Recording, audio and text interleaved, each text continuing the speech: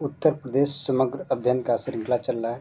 इस वीडियो में हम लोग उत्तर प्रदेश के मध्यकालीन इतिहास के बारे में देखेंगे। इससे पहले वाले वीडियो में उत्तर प्रदेश का जो प्राचीन इतिहास है, ठीक है, जो प्राचीन ऐतिहासिक काल या ऋग्वैदिक काल में बौद्ध धर्म के बारे में चर्चा किया गया था, जैन धर्म के बारे में चर्चा हुआ था, ठीक है। यह जो वीडियो श्रृंखला है UPPCS, RO, Allahabad high court और उत्तर प्रदेश पुलिस कांस्टेबल, ठीक, यूपी के जो भी एग्जाम होंगे जहाँ पे उत्तर प्रदेश से संबंधित क्वेश्चन पूछे जाएंगे वो सबके लिए इम्पोर्टेंट है, ठीक है। आइए मध्यकालीन इतिहास उत्तर प्रदेश देखते हैं। इल्तुतमिश सुल्तान बनने के बाद, ठीक है, इल्तुतमिश कह रहा है कि सुल्तान बनने से पहले बदायूं का सूबेदार था, ठीक है। ये पूछना ही चाहता है, कहने का मतलब ये है कि जब इल्तुतमिश सूबेदार बना था, ठीक है, उससे पहले वह जो है कि बदायूं का सूबेदार था। इल्तुतमिश जब सुल्तान बनता है उस समय, ठीक है, वो कहाँ का, बदायूं का सूबेदार था। करके बदायूं की जामा मस्जिद का निर्माण, ठीक है, इल्तुतमिश ने करवाया था। जो बदायूं में एक जामा मस्जिद है उसका निर्माण इल्तुतमिश ने करवाया था।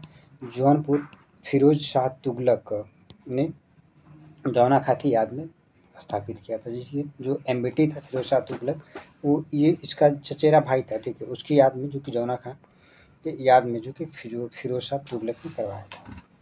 करके फिरोज शाह तुगलक मेरठ स्थित अशोक के स्तंभ को दिल्ली ला करके स्थापित किया था, ठीक है। जो फिरोज शाह तुगलक था, दिल्ली में एक अशोक का स्तंभ था, दिल्ली में एक टोपरा में, ठीक है, वो दोनों को सॉरी एक मेरठ और एक टोपरा, दो अशोक स्तंभों को ला करके वो दिल्ली में स्थापित करवाता है।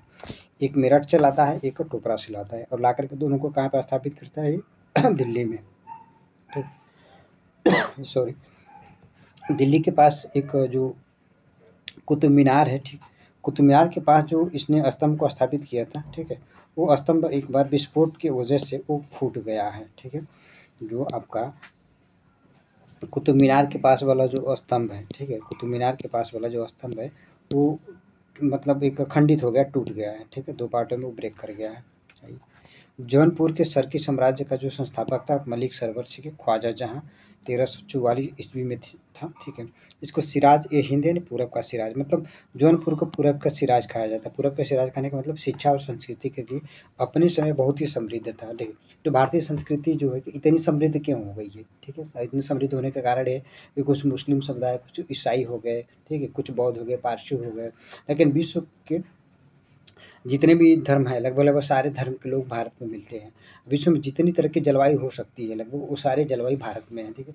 भारत की जलवायु जो है कि एक मरुस्थल से लेकर के सदाबहार, उष्णकटिबंधीय, शीतोष्ण, तुंद्रा, ठीक है, स्टेपी, इस तरह के सारे जलवायु भारत में मिलते हैं, ठीक है। पहाड़ी क्षेत्र में आप चले जाएंगे तो वहाँ पे जो कि तुंद्रा जलवायु विशेष करके मिलती है।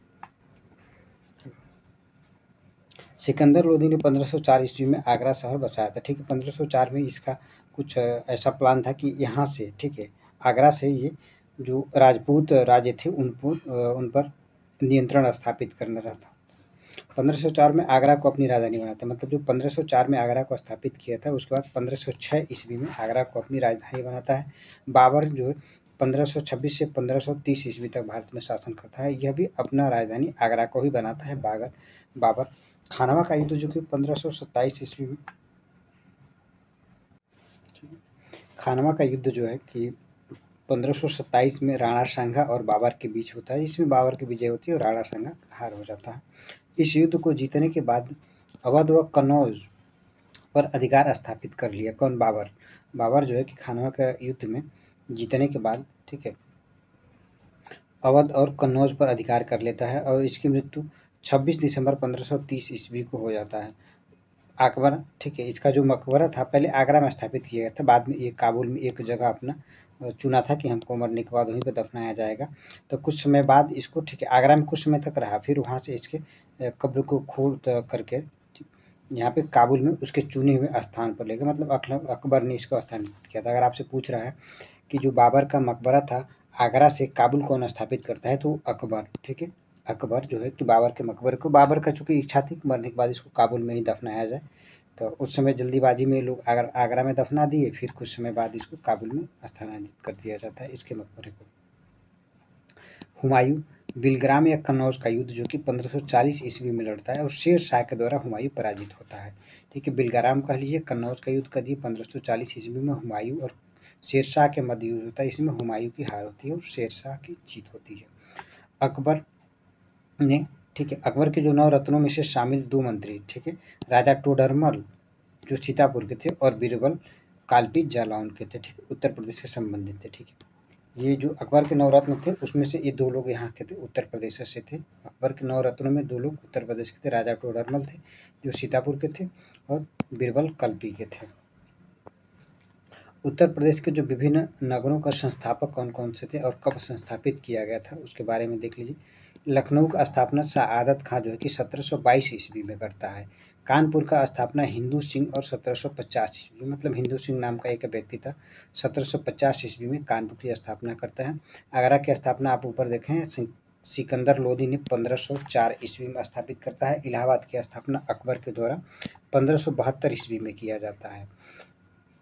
ठीक है, जलालपुर, ठीक है, अकबर यानी अम्बेडकर नगर, ठीक है, जो जलालपुर है यानी अकबर अम्बेडकर नगर, इसकी स्थापना जो कि अकबर के द्वारा किया जाता है। इसे अम्बेडकर नगर के नाम से जाना जाता था, पहले जलालपुर इसका नाम था। ठीक है, जलालाबाद, इसकी भी स्थापना अकबर के द्वारा किया जाता है। झांसी जो कि वीर सिंह जूदेव, ठीक है, वीर सिंह जूदेव के द्वारा स्थापित किया जाता है झांसी को। फर्रुखाबाद जो कि मोहम्मद शाह, फर्रुखाबाद की स्थापना मोहम्मद शाह के द्वारा। गाजियाबाद गाजीउद्दीन हैदर ने 1740 ईस्वी में स्थापित किया था। गाजियाबाद का गाजीउद्दीन हैदर के द्वारा 1740 ईस्वी में स्थापित किया जाता है। अलीगढ़ दूर राजपूतों के द्वारा, ठीक है, दूर राजपूतों के द्वारा अलीगढ़ की स्थापना किया जाता है जौनपुर का फिरोज शाह तुगलक के द्वारा। ठीक है, फतेहपुर सीकरी की स्थापना अकबर के द्वारा 1569 ईस्वी में किया जाता है।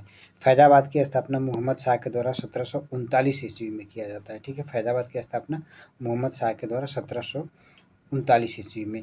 गोंडा की स्थापना जहांगीर करता है, ध्यान दीजिएगा, गोंडा की स्थापना कौन करता है? जहांगीर करता है।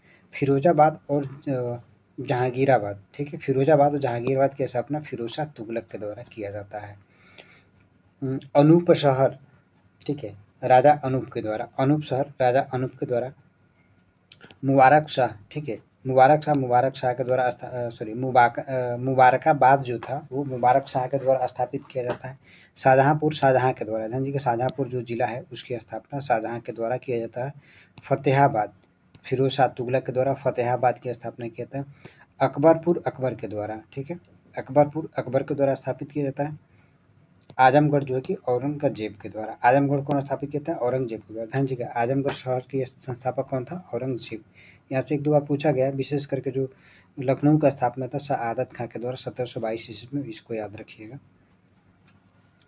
अलीगढ़ का पूर्व नाम जो है कि मोहम्मद शाह सबितागढ़ और रामगढ़ थे। ठीक है, इसके पहले जब नाम था जो अलीगढ़ का पहले जो नाम था, ठीक है, मोहम्मदगढ़, सबितागढ़ और रामगढ़ था। ठीक है, नक्काब खां, ठीक है, नक्काब खां के समय इसका नाम बदल के अलीगढ़ कर दिया गया, ये पड़ गया। आइए, उत्तर प्रदेश के जो प्रमुख आश्रम थे, ठीक है, जो आश्रम लोगों के द्वारा एक विशेष व्यक्ति के द्वारा स्थापित किया गया था या कोई ऋषि थे उनके द्वारा स्थापित किया गया आश्रम देखिए। भारद्वाज आश्रम प्रयागराज में है, ठीक है, ये आनंद भवन वाले रेंज में है।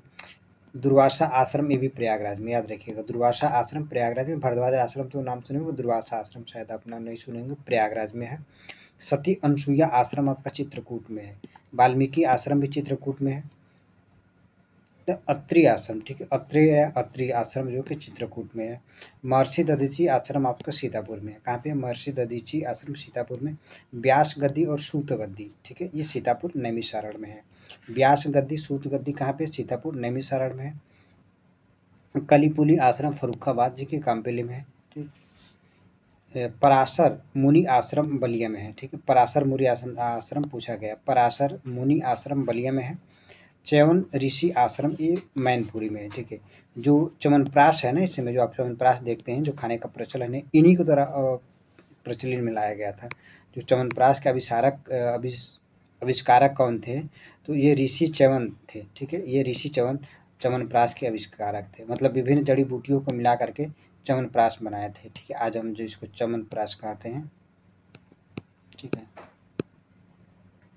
आज आप जो च्यवनप्राश कहते हैं, ठंडी में विशेष करके लोग इसका इस्तेमाल करते हैं। ठीक है, ये यही चमन ऋषि के द्वारा स्थापित बनाया गया था।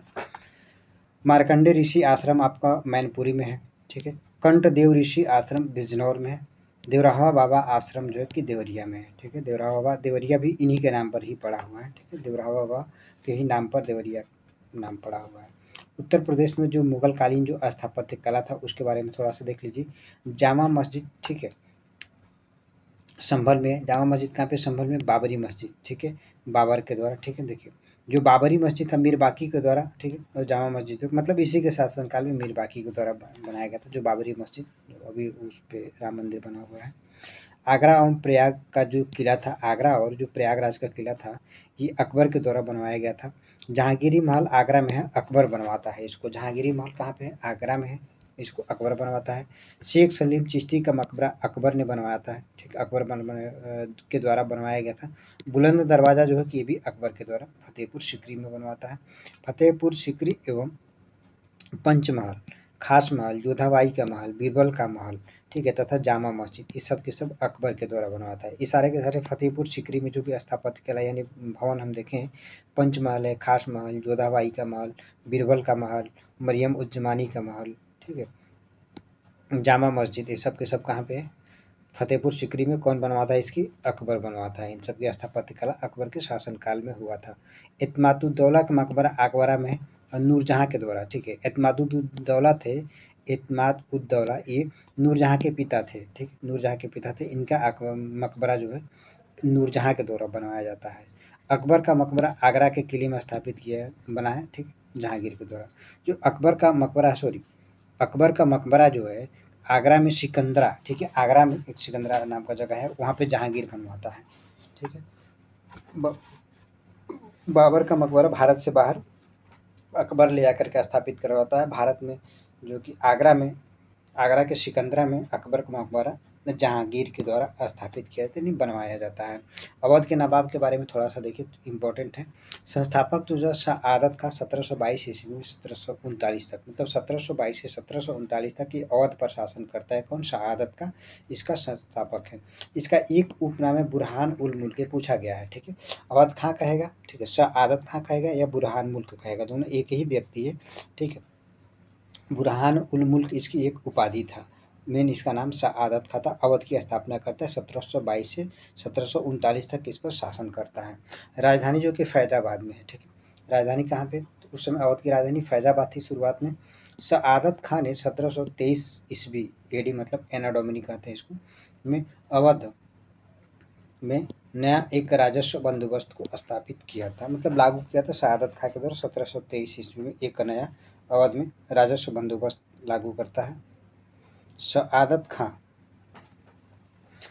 सफदरजंग देखिए, सफदरजंग सआदत खां के शासनकाल में, मतलब जो है कि अवध के शासन में, ठीक है, अवध के क्षेत्र में अवध पर शासन करने वाले जो अगला शासक था सआदत खां के बाद सफदरजंग शासन करता है 1739 से 1754 ईस्वी के बीच। ठीक है, 1739 से 1754 तक सफदरजंग स्थापित संस्था शासित करता है इलाहाबाद अवध में।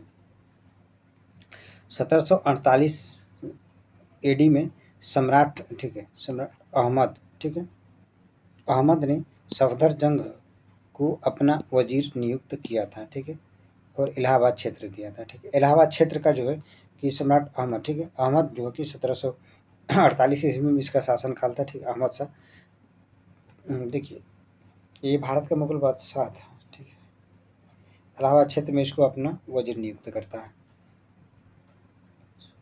ये अहमद शाह, सॉरी, ये अहमद शाह अब्दाली है। ठीक है, सम्राट अहमद शाह है। शुजाउद्दौला जो है कि शुजाउद्दौला 1754 से 1755 ईस्वी तक था। ठीक है, अहमद शाह अब्दाली के साथ ही उस समय वो था, साथ दिया था। इसका पानीपत का जो तृतीय युद्ध था 1761 ईस्वी में, ध्यान दीजिए, मराठा और अहमद शाह अब्दाली के बीच होता। अहमद शाह अब्दाली ने जो है कि सफदरजंग को अपना वजीर नियुक्त किया। ठीक है, अहमद शाह अब्दाली, सफदर, अभी आगे कहानी आपको क्लियर हो जाएगा। ठीक है, इसी सफदरजंग को मराठा हराते हैं, हराठा करके अच्छा दिल्ली से बाहर ढकेल देते हैं सब। ठीक है, उसी के गुच्छे में आ करके इनको ये मराठों को पीटता है। ठीक है, ध्यान दीजिएगा। करके सुजाऊ दौला जो है कि 1754 से 1755 ईस्वी तक था। पानीपत का तो तीसरी लड़ाई 1761 ईस्वी में मराठा एवं अहमद शाह अब्दाली के साथ होता है। ठीक है, अहमद शाह अब्दाली जी को 1754 से लेकर के 1775 ईस्वी तक इसमें भारत में कई सारे आक्रमण किए थे। बक्सर का युद्ध जो कि 1764 ईस्वी में होता है, हेक्टर मुर्मू अंग्रेजों का नेतृत्व कर रहा था। ठीक है, और दूसरी तरफ जो इसमें एक था मीर कासिम बंगाल का नवाब था उस समय, शुजाऊ दौला अवध का नवाब था। ठीक है, शाह आलम द्वितीय उसमें भारत का मुगल बादशाह था। ये तीनों सेनाएं एक साथ मिलती हैं। एक हेक्टर मुर्मू एक तरफ रहता है, अंग्रेजी सेना का सेनापति था। ये 1764 ईस्वी में होता है। इलाहाबाद का द्वितीय संधि जो कि 16 अगस्त 1765 ईस्वी को होता है, और इलाहाबाद की जो प्रथम संधि था 12 अगस्त, ठीक है, 12 अगस्त 1765 ईस्वी को पहली संधि होती है। ठीक है, 12 अगस्त 1765 को पहला संधि होता है, दूसरा संधि 16 अगस्त 1762 ईस्वी को किया जाता है। रॉबर्ट क्लाइव व अवध के नवाब शुजाऊ दौला के बीच होता है। ठीक है, जो प्रथम संधि था ये भारत के मुगल बादशाह, ठीक है, शाह आलम द्वितीय, ठीक है, और अंग्रेजों के मध्य होता है। शाह आलम द्वितीय, ठीक है, और अंग्रेजों के मध्य होता है प्रथम संधि 12 अगस्त 1765 ईस्वी को। दूसरा संधि जो है कि इलाहाबाद की 16 अगस्त 1765 ईस्वी को रॉबर्ट क्लाइव और अवध के नवाब शुजाऊ दौला के बीच किया जाता है। शुजाऊ दौला से जो है कि इलाहाबाद व कड़ा का दीवानी, ठीक है, दीवानी छीन करके मुगल सम्राट यानी शाह आलम द्वितीय को दे दिया गया। जुर्माने के रूप में 50 लाख रुपया भी लिया गया। किससे? शुजाऊ दौला से। ठीक है, इसको युद्ध का आरोप लगा करके, चूंकि ये शाह आलम द्वितीय का साथ देता है ना, ठीक है, शाह आलम द्वितीय का साथ देता है, और ये जो मीर कासिम ये सब मिल करके अंग्रेजों के खिलाफ लड़ाई लड़ते हैं।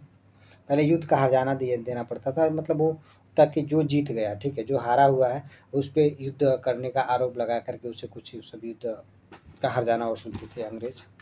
बनारस की संधि देखिए 1773 ईस्वी में होता है। अवध के नवाब शुजाऊ दौला व वारेन हेस्टिंग के बीच होता है 1773 ईस्वी में। ठीक है, शुजाऊ दौला और वारेन हेस्टिंग के बीच 1773 ईस्वी में बनारस की संधि होती है।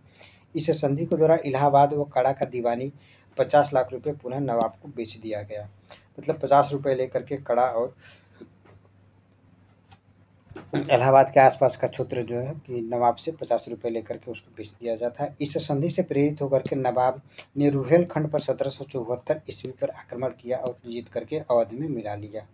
ठीक है, फैजाबाद की संधि देखिए 1775 ईस्वी में होता है। इस संधि के द्वारा बनारस पर अंग्रेजों की सर्वोच्चता स्वीकार कर लिया गया। मतलब जो फैजाबाद की संधि होता है 1775 ईस्वी में, इसमें बनारस पर अंग्रेजों का सर्वोच्चता स्वीकार कर लिया गया। इस संधि के द्वारा वारेन हेस्टिंग ने अवध की बेगमों की सुरक्षा की गारंटी ली है। ठीक है, जो फैजाबाद की संधि होता है अंग्रेजों के पक्ष में दो तरह से होता है। एक तो कहता है कि जो अवध की बेगमें हैं, ठीक, उनकी सुरक्षा की गारंटी वारेन हेस्टिंग लेता है, और अंग्रेजों का जो बनारस पर पूरी तरह से एक नियंत्रण स्थापित हो जाता है फैजाबाद की संधि 1755 के द्वारा। आसफ उदौला जो कि 1755 से 1779 के बीच रहता है, 97 के बीच, ठीक है, 1775 से 1797 तक जो कि अवध पर शासन करने वाला शासक जो कि आसफ उदौला। राजधानी फैजाबाद से लखनऊ स्थानांतरित करते ये पूछा गया। ठीक है, फैजाबाद से पहले जो अवध की स्थापना होती है तो उसकी राजधानी फैजाबाद होती है शहादत खां के समय, या बुरहान मुल्क कह लीजिए। लेकिन जब ये आसफ उदौला आता है 1775 से 1797 के बीच शासन करता है, ये जो कि फैजाबाद से लखनऊ राजधानी को स्थानांतरित कर देता है लखनऊ। वजीर अली जो कि 1797 से 1798 के बीच शासन करता है। सआदत अली खां 1798 से 1814 ईस्वी के बीच। सआदत खान ने अंग्रेजों को इलाहाबाद का जिला दे दिया। ठीक है, कह रहा है कि जो सआदत खान ने अंग्रेजों को इलाहाबाद का जिला दे दिया। 1801 ईस्वी में वेलेजली की सहायक संधि स्वीकार कर ली। ठीक है, जो अवध था ये पूछा गया क्वेश्चन, अवध जो है सआदत खां के समय में 1801 ईस्वी में अंग्रेजों के साथ एक सहायक संधि स्वीकार कर लेता है। मतलब बेलोजली की जो सहायक संधि थी उसको सआदत खां के द्वारा 1801 ईस्वी में स्वीकार कर लिया जाता है। वाजिद अली शाह जो है, ठीक है, ध्यान दीजिएगा, वाजिद अली शाह 1847 से 1856 ईस्वी तक। ठीक है, ये बेलेजली वाला थोड़ा सा ध्यान रखिएगा। जो बेलेजली की सहायक संधि अवध ने 1801 ईस्वी में स्वीकार करता है, और उसमें सआदत खां था। अवध का जो अंतिम नवाब यही वाजिद अली शाह ही होते हैं। ठीक है, कुशासन का आरोप लगाकर अवध को अंग्रेजी के साम्राज्य में मिला लिया। ठीक है, एक 1856 के आसपास, ठीक है। 1855-56 में इसको अवध को मिलाते हैं सभी कुशासन का आरोप लगा करके। अब आइए आधुनिक भारत के इतिहास थोड़ा सा चर्चा कर लेते हैं। 10 मई 1857, ठीक है, 1857 की क्रांति में जो उत्तर प्रदेश से महत्वपूर्ण तथ्य बनते हैं, पॉइंट बनते हैं उत्तर प्रदेश के पर्सपेक्टिव से, ठीक है। इसके एग्जाम जो भी यूपी गवर्नमेंट के होते हैं उसके पर्सपेक्टिव से थोड़े से पॉइंट यहाँ पे डीप देखने की हम लोग कोशिश करेंगे, बारीकियों को समझेंगे। 10 मई 1857 ईस्वी को क्रांति आरंभ, ठीक है, मेरठ से होता है। 10 मई 1857 को जो कि क्रांति मेरठ से आरंभ होता है। उस समय भारत का वायसराय कैनिंग था, ठीक है। उस समय भारत का वायसराय कौन था? 1857 की क्रांति के समय अंग्रेजों ने तोपखाने का मुख्यालय मेरठ को बनाया था, ठीक है। जब 1857 की क्रांति हुआ था उस समय अंग्रेजों ने जो तोपखाना था उसका मुख्यालय मेरठ को बनाया था, ठीक है। 1857 के केंद्र, ठीक है, मतलब विद्रोह का कुछ केंद्र कहाँ पे था और वहाँ पे नेतृत्व करता विद्रोहकर्ता कौन थे, समय कब था, ठीक है, और कौन उसका दमन किया था।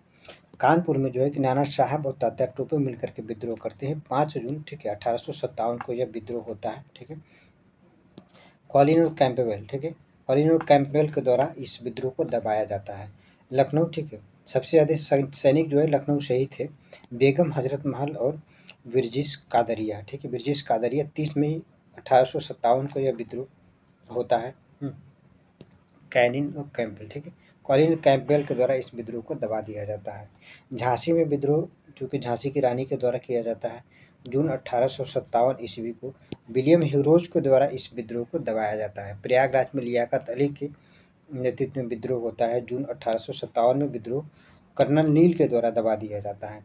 फैजाबाद में मौलवी अहमदुल्लाह के द्वारा विद्रोह किया जाता है, ठीक है। 1857 की क्रांति के बाद देखिए थोड़ा सा कुछ इसमें इम्पोर्टेंट और चीज़ें हैं।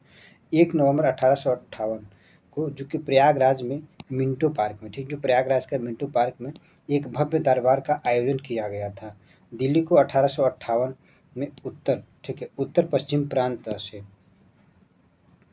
अलग कर दिया गया, ठीक है। कह रहा है कि दिल्ली को 1858 को उत्तर पश्चिम प्रांत से अलग कर दिया गया तथा राजधानी आगरा प्रयागराज में स्थानांतरित कर दिया गया, ठीक है। राजधानी सतरंग, ठीक है, स्थापना क्या करा,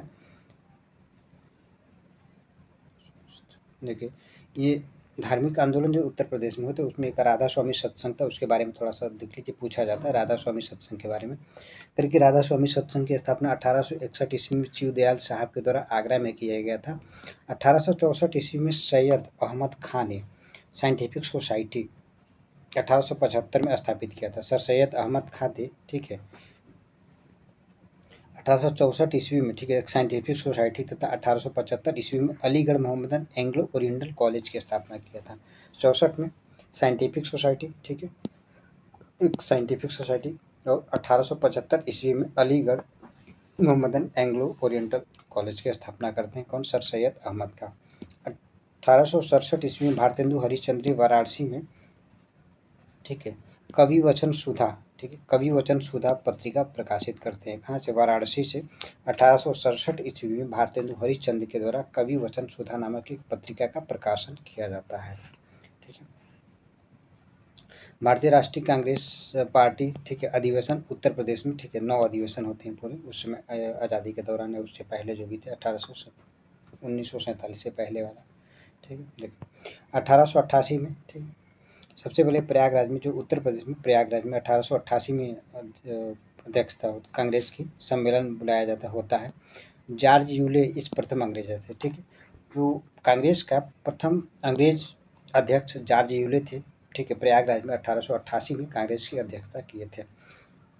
1892 में फिर प्रयागराज में कांग्रेस का अधिवेशन होता है और बिमोश चंद्र बनर्जी इसकी अध्यक्षता करते हैं 1892 में। 1899 में लखनऊ में, ठीक है, कांग्रेस का अधिवेशन होता है, ठीक, और इसका जो अध्यक्षता रमेश चंद्र दत्त के द्वारा किया जाता है। 1905 में बनारस में गोपाल कृष्ण गोखले के द्वारा कांग्रेस की अध्यक्षता किया जाता है। 1907-10 में फिर प्रयागराज में विलियम वेडनबर्न, ठीक है, देखिए ये दूसरे अंग्रेज अध्यक्ष थे। विलियम वेडनबर्न जो है कि दूसरे अंग्रेज अध्यक्ष थे जो कांग्रेस की अध्यक्षता करते हैं प्रयागराज में 1910 ईस्वी में।